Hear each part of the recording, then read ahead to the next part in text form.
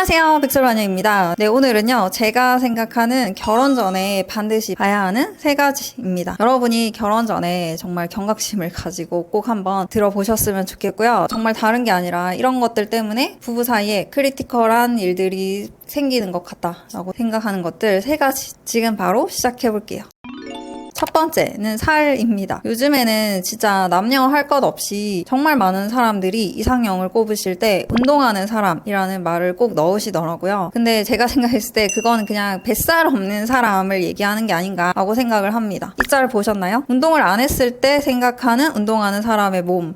올록볼록하죠. 근데 요즘 느끼는 운동하는 사람들의 몸은 그냥 뱃살이 없고 거북목이 없는 겁니다. 사실 이게 어떻게 보면은 20대에 생각하는 평범한 사람이고 35세 이후에도 이 형태를 유지하고 있으면 그게 바로 운동한 사람의 몸이라는 거죠. 뱃살이 없다는 건 러닝을 한다거나 덜 먹는다는 뜻이고 거북목이 없다는 건 상체 운동을 따로 하신다는 거예요. 헬스 PT를 받는다거나 필라테스, 성인 발레 같은 거 배우시는 분들, 그래서 뒤에 등 근육을 억지로 만드셔서 어깨를 이렇게 딱 피고 다니시는 분들이 이제 30 후반이 돼서도 20대 같은 몸을 쉐이프를 유지하실 수가 있는 겁니다. 그리고 남자는 턱선, 이게 진짜 살찌면 그냥 없어지는 거죠. 남자가 30 후반이 됐는데도 턱선이 있으려면 정말 거의 쫄쫄 굽는다거나 울세라를 최소 3,400샷은 받아야 이 턱선이 유지될 겁니다. 그리고 여자는 살찌면은 가슴 사이즈랑 배 사이즈 똑같아지잖아요. 그래서 가슴이 C컵이라도 배가 D컵이면은 아무 소용이 없어지는 거죠. 제가 30 후반이 됐잖아요. 근데 얼굴살은 워낙 없었기 때문에 턱선은 괜찮은데 이 어깨 라인이라던가 뱃살 이런 거는 정말 돈이 투자되지 않고서는 유지를 더 이상 할 수가 없는 지경에 다다랐습니다. 물론 제가 좀 기준을 빡세게 잡긴 했어요. 27살에 쉐이프를 목표로 하고 있기 때문에 어느 정도 돈을 투자를 해야 됩니다. 근데 제가 지금 여러분들께 모두 다 27살 기준으로 잡으시라는 이야기는 아니고요. 이런 기준이 비슷한 사람들끼리 결혼을 해야 된다라는 거죠. 이게 아니면 정말 스트레스 받기 쉽습니다. 제가 이 단어를 쓰고 악플을 많이 받았는데 죄송하지만 오늘 또 써볼게요. 결국 비위가 비슷한 사람들끼리 결혼을 해야 되는 것 같아요. 그게 아니면 비위가 약한 한쪽이 계속해서 너무 스트레스를 받게 되실 겁니다. 나는 이렇게 날씬한데, 나는 이렇게 열심히 관리하는데 상대방은 그렇지 않았을 때 나랑 비슷하게 날씬하고 나랑 비슷하게 관리하는 다른 사람들한테 눈이 돌아갈 수도 있다는 거예요. 또 그렇게 혼자서만 열심히 관리하다 보면은 그만큼 관리하는 다른 사람들한테 대시를 받을 때도 있습니다. 왜냐하면은 나이를 먹으면 먹을수록 이 정도 레벨까지 관리를 하는 사람들이 별로 없기 때문에 그런 사람들끼리 이제 서로 눈이 맞을 수도 있다. 그러니까 커플이나 부부가 있는데 갑자기 한쪽만 미친 듯이 관리를 한다. 그러면은 그 사람이 차후에 그렇게 바람이 날 가능성이 올라가는 것도 있고, 혹은 그 이전에 바람이 났을 수도 있습니다. 우리가 갑자기 마음에 드는 사람이 생기면 제일 먼저 뭐부터 하겠어요? 저는 헬스장에 갈 것 같거든요. 이거는 본능입니다. 그러니까 외부인이 생겨서 헬스장에 갑자기 가는 걸 수도 있고, 아니면 헬스장을 계속 가다 보니까 또 외부인이랑 눈이 맞을 수도 있고 그렇다는 거죠. 혼자서만 열심히 하다 보면 또 나만큼 열심히 안 하는 상대방을 보면서 솔직히 이해하기가 힘듭니다. 왜 이 좋은 걸 안 하지? 여기서부터 이미 가치관이 너무너무 안 맞기 때문에 관리를 하고 있는 쪽이 관리를 안 하는 쪽을 보면서 계속해서 한심하게 생각하는 게 생길 수가 있어요. 이게 둘 다 20대일 때는 티가 안 날 수가 있거든요. 왜냐면 그때는 신진대사가 다들 좋기 때문에 웬만하면 다들 날씬하고 다들 리즈잖아요. 근데 이게 30 딱 꺾이면, 특히 35살이 지나가면은 눈에 엄청나게 보입니다. 그래서 남자든 여자든 여러분께서 상대방을 보시면서 거의 저 사람은 오늘이 리즈다라는 생각을 하시고, 특히 30이 넘었으면 웬만하면 여기서 앞으로는 악화될 가능성밖에 안 남았다라고 각오를 하셔야 돼요. 그래서 남자 여자 할 것 없이 일단 탈모가 오고 턱선이 무너지기 시작하고 어깨가 쪼그라들고 배가 나오고 허리 사이즈도 계속해서 늘어나고 허벅지는 얇아질 것이다 라는 걸 생각하셔야 됩니다. 그러니까 그런 걸 생각하면은 또 나이차 너무 많이 나는 사람을 만났을 때 남들보다 일찍 그런 광경을 보실 수가 있습니다. 그래서 지금의 신체 사이즈를 유지하려는 의지가 여러분이랑 비슷한 사람이랑 결혼을 하셔야 돼요. 저는 그래서 저희 남편이랑 소개팅 때 바로 얘기했거든요. 저한테 이상형을 물어보시길래 운동하는 사람이요, 이런 식으로 애둘러 얘기하지 않았습니다. 바로 뱃살이 없는 사람이라고 딱 찍어서 얘기했어요. 저는 뱃살이 없는 사람만 남자로 인식이 되고 뱃살이 있는 남자랑은 절대로 남녀 사이로 만날 수가 없다. 그리고 엉덩이도 예뻐야 된다. 뭐 이런 이야기들을 했습니다. 근데 저희 남편이 자기도 자기 배 나오는 거 세상에서 제일 싫어하기 때문에 괜찮다, 이렇게 얘기를 하시더라고요. 어쨌든 이런 몸매 관리 이슈는 결혼 전에는 꼭 한번 체크를 해보셨으면 좋겠어요. 두 번째는 메타인지 얘기인데요. 이거는 제가 멤버십에서 나는 솔로 리뷰하면서 거의 매번 정말 자주 얘기를 했던 게, 메타인지가 생존에서 가장 중요한 지능 중에 하나다라는 이야기입니다. 한마디로 주제 파악이 돼야 된다라는 거죠. 주제 파악이 안 되면 일단 돈 버는 걸 시작을 못 한다거나 아니면 돈을 벌기 시작해도 돈을 모으지를 못합니다. 그래서 점점점 생존의 위협을 받게 되죠. 그리고 연애, 결혼도 전부 다 메타인지 문제죠. 눈이 높으면 연애나 결혼이 성립이 안 됩니다. 그냥 썸이라는 이름으로 호구 잡혀가지고 남자들은 돈만 뜯기고 여자들은 잠자리만 하다가 끝이 나는 거죠. 혹은 내 인생 최고의 좋은 남자, 최고로 좋은 여자를 만나더라도 나 정도면 더 새끈빠끈한 사람 만날 수 있을 것 같은데 하면서 현재 애인이나 배우자들한테 소홀하게 대한다거나, 혹은 또 어떤 문제를 해결해야 될 때 현재 애인이나 배우자 또 제3의 전문가의 말을 좀 들어야 되는데 그냥 자기 고집대로 밀고 나가다가 망한다거나, 주식이나 코인으로 결혼 자금을 싹 다 날려버린다거나, 갑자기 퇴사를 해버린다거나, 혹은 연애나 결혼 문제에 대해서도 부모님이나 형제, 친구들이 옆에서 아무리 뜯어 말려도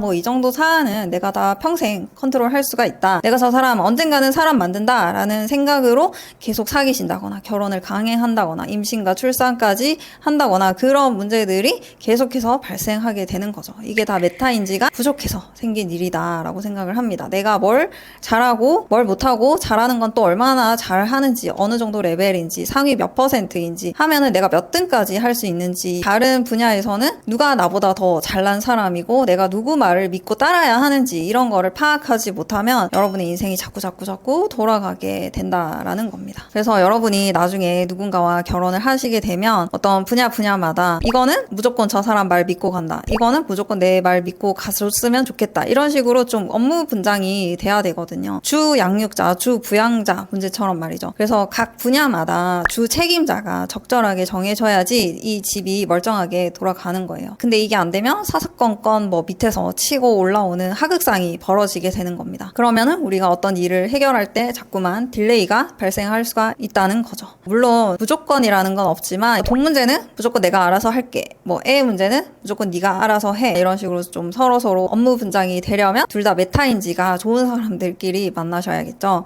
그래서 메타인지가 안 되면은 처음부터 끝까지 모든 분야에서 내 말이 다 맞고 내 말대로 해야 된다, 이런 식으로 되기 때문에 일이 자꾸 어그러질 수 있다라는 겁니다. 한마디로 주제 파악 잘하고 남의 말 잘 듣는 사람, 현재 애인이나 배우자에게 감사할 줄 알고 자기 연민에 빠지지 않는 사람이 되어야겠죠. 또 메타인지가 나쁘면 나중에 2세를 키우시면서도 애가 뭘 잘하고 뭘 못하고, 진로를 어디로 어떻게 잡아줘야 되고, 내가 교육비를 어디에 얼마나 써야 되는지, 이런 결정도 나중에 힘들어지실 수 있어요. 세 번째는 비교하지 않는 사람입니다. 이것도 어떻게 보면 이번의 연장선일 수도 있는데, 사실 이거는 여자분들이 더 많이 범하는 오류라고 생각을 합니다. 왜냐하면 피지컬이나 지능의 격차가 남자들이 여자들보다 훨씬 더 크다 말씀드렸잖아요. 피지컬이나 지능의 저점이나 고점이 남자들이 여자들보다 훨씬 더 극적이다라는 겁니다. 그렇다 보니까 사실 남자들은 메타인지가 조금 더 빨라요. 어릴 때부터 자신의 레벨이 어디에 속하는지 빨리빨리 깨닫고 자신만의 생존을 위해서 내가 이거를 해야겠다, 저거는 하면 안 되겠다, 이런 게 좀 있습니다. 근데 여자분들은 피지컬이나 지능이 좀 엇비슷하다 보니까 이런 스펙보다는 조금 더 관계성에 예민한 경향이 있어요. 그러니까 내 여사친이 누구다, 내 남사친이 누구다, 내 썸남이 누구다, 내 애인이 누구다, 이런 걸로 내 사회적인 레벨이 더 크리티컬하게 정해진다라고 생각하는 게 있습니다. 그랬을 때 이 최종 보스가 누구예요? 내 배우자가 누구다, 이걸로 내 인생이 결정이 나는 겁니다. 그러니까 여자 팔자, 디웅박 팔자라는 거죠. 그러다 보니 여자들이 자주 범하는 오류가 내 여사친의 애인이 의사다? 그러면은 나도 의사랑 사귈 수 있겠네? 내 여사친이 존잘 건물주랑 결혼을 했어? 그럼 나도 그런 사람이랑 결혼할 수 있겠네? 약간 이런 착각을 하시는 분들이 가끔 있습니다. 남자들은 이런 게 거의 없거든요. 친구들끼리서 그냥 얘는 얘고 나는 나고 얘는 저런 애랑 결혼했구나. 난 이런 애랑 결혼했다. 끝. 이게 끝인데 여자들은 동성 친구들끼리라든가 뭐 자매, 여자 사촌들, 심지어 그냥 직장 동기들까지도 남을 보면서 제가 했으면 나도 되겠네 라고 생각하는 게 있어요. 그러니까 제가 결혼할 때 이 정도 받았으니까 나도 이 정도는 받아야겠다. 이런 분들이 종종 계시다는 겁니다. 그러니까 이게 앞에 말씀드렸던 이번 메타인지의 부재의 연장선인 것도 있죠. 같은 회사 동료라도 그 여자들끼리 다 얼굴, 키, 몸매, 나이, 집안이 다 다른데 어떻게 같은 레벨로 놔버릴 수가 있나라는 생각이 드는데 어쨌든 이게 이제 비교 문제까지 발전이 되는 겁니다. 내 친구는 이거 받았는데 왜 나는 이거 못 받아? 이 문제가 아마 평생 따라다니게 되실 거예요. 이게 바로 현재 애인이나 배우자에게 감사할 줄 알고 자기 연민에 빠지지 않는 사람이라는 조건에서도 탈락되게 되는 거죠. 나만 이거 못 받아서 너 때문에 내가 불행해졌다라는 이 불행 서사가 시작이 되는 겁니다. 부잣집에 시집간 친구들은 얼굴을 포기했을 수도 있고 키 큰 존잘남이랑 결혼한 친구는 돈을 포기했을 수도 있는 건데 이런 거는 생각을 못 하시고 나도 얘네들 친구니까 나는 나중에 키 크고 존잘에다가 부자한테 시집갈 거야 이렇게 생각을 하시는 분들이 계시다는 거예요. 이런 여자랑 결혼하는 순간 여러분과 여러분 2세는 평생 죄인으로 살아갈 수밖에 없습니다. 너는 왜 이것도 못해줘? 너는 왜 이것도 못하니? 라는 소리를 골고루 모든 분야에서 평생 들어야 된다는 거죠. 오늘은 결혼 전에 꼭 봐야 되는 3가지인데요. 첫 번째, 살찌는 것에 대한 허용도가 비슷한 사람끼리 결혼하시는 게 좋습니다. 두 번째로는 메타인지가 좋아서 자기보다 똑똑한 남의 말도 잘 들을 수 있는 수용성 있는 사람이 좋습니다. 세 번째는 사사건건 남들과 비교하지 않고 현재 애인이나 배우자에게 감사할 줄 알고 자기 연민에 빠지지 않는 사람이 결혼하시기에 좋은 사람이라고 생각을 합니다. 오늘 해드린 이야기는 저의 개인적인 기준 같기도 한데요. 여러분이 생각하시는 최고로 중요한 배우자 1순위 조건은 무엇인가요? 특히 유부남, 유부녀 분들도 댓글로 의견 많이 남겨주시고요. 제 생각에는 키, 얼굴, 몸매, 말 예쁘게 하는 거, 돈 잘 버는 거, 집에 돈이 많은 거, 집이 화목한 거, 학벌, 직업, 여사친, 남사친 없는 거, 기타 등등등 예상이 되는데요. 근데 이런 걸 생각하는 기준은 아까도 말씀드렸지만 여러분 주변 친구들 보면서 생각하시는 게 아니고요. 여러분의 지난 이별 경험들을 토대로 생각을 해보셔야 됩니다. 그러기 위해서는 이별 경험도 어릴 때 3-4번쯤 해보셔야겠죠. 여러분의 메타인지를 위해서 말이죠. 그렇지 않고 20대에도 10대 청소년처럼 연애도 안 하고 계속 공부만 하다가 갑자기 30살 넘기자마자 냅다 결혼해버리시는 분들이 많으신데요. 이게 아무것도 모르고 10대 시절 보내다가 성적 맞춰서 20살에 대학 전공 정하는 것보다 훨씬 더 위험한 일이라고 생각을 합니다. 그러니까 여러분은 꼭 울고 불고 짜고 유치하고 어리석은 연애와 이별 경험 20대에 실컷 많이 해보셨으면 좋겠습니다. 우리는 그런 소모적인 일을 낭만이라고 부르거든요. 저는 항상 여러분의 청춘을 응원합니다. 자, 오늘도 여기까지 들어주셔서 감사드리고요. 그럼 우린 다음 시간에 다시 만나요. 안녕, 설바.